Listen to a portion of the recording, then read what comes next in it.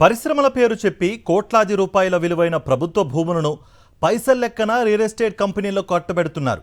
నేపథ్యంలో కూటమి పాలనలో జరుగుతున్న భూముల దోపిడీ సర్వత్రా చర్చనీయాంశంగా మారింది. 20 లక్షల ఉద్యోగాలు వస్తాయని ఎన్నికల ముందు చెప్పి అవిగో పరిశ్రమలు ఇవిగో పరిశ్రమలంటూ అబద్ధాలు చెప్పడం, ఆ పేరు మీద భూములను అస్మదీయులకు అప్పజెప్పడంపై అన్ని వర్గాల ప్రజలు మండిపడుతున్నారు. కూటమి సర్కార్లో అత్యంత విలువైన భూములకు రెక్కలొచ్చాయి. రాష్ట్ర వ్యాప్తంగా భూ దోపిడీ నిర్విఘ్నంగా సాగిపోతోంది.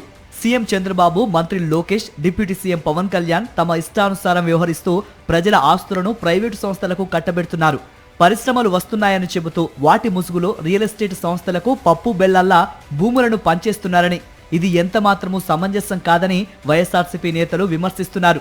కూటమి పాలన ఏర్పడి 18 నెలలు గడిచిపోయినా ఏపీకి ఒక్క ఉద్యోగం రాలేదని, పరిశ్రమలు రాలేదని, కానీ విలువైన భూముల బదలాయింపు మాత్రం వేగంగా సాగుతుందని వైఎస్ఆర్సీపీ నేతలు మండిపడుతున్నారు. పబ్లిక్ ఆక్షన్లో కాకుండా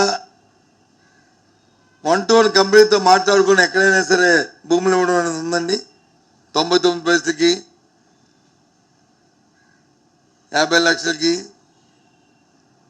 కోటి రూపాయలకి, ఏంటి 50 కోట్లు 100 కోట్లు ఎకరం భూమిని ఈ రకంగా ఇవ్వడం ఎక్కడైనా ఉందా చెప్పండి? మన రాష్ట్రంలో ఎప్పుడైనా జరిగిందా చెప్పండి? మన దేశంలో ఎక్కడైనా జరిగిందా చెప్పండి?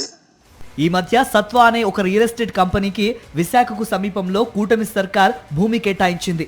ఎకరా భూమి విలువ కోట్లాది రూపాయలున్నప్పటికీ ఎకరా భూమిని 99 పైసలకు కట్టబెట్టడం పట్ల సమాజంలోని అన్ని వర్గాల ప్రజలు ఆశ్చర్యపోతున్నారు.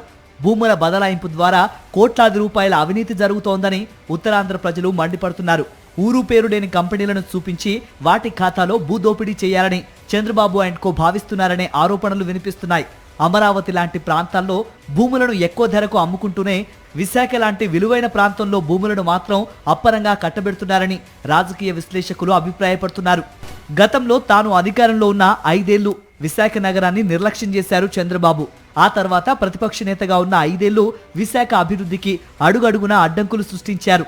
గత ఎన్నికల్లో ముఖ్యమంత్రి అయిన తర్వాత అదే విశాఖపై మరింతగా కక్షగట్టారు. వేల కోట్ల విలువ చేసే ఉత్తరాంధ్రకు చెందిన ప్రభుత్వ భూముల్ని ఘోరాతి ఘోరంగా, దారుణాతి దారుణంగా ఎకరా భూమిని 99 పైసలకే మడతెట్టేసే నిర్ణయం తీసుకున్నారు.